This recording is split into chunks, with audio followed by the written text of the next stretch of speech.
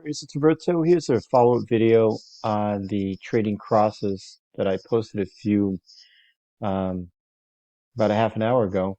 Notice so far we're up quite a bit on all the yen crosses. And again, it's a simple strategy.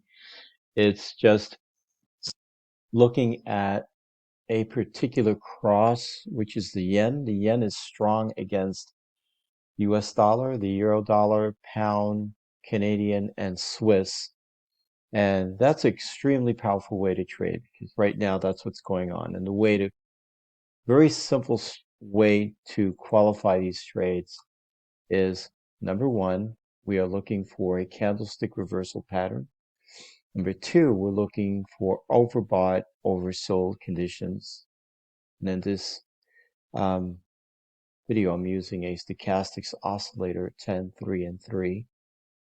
And I look for two time frames to qualify a trade. So if stochastics is overbought, oversold on a 2-hour and 4-hour chart, and there's a candlestick reversal pattern, then that is a buy or sell trigger.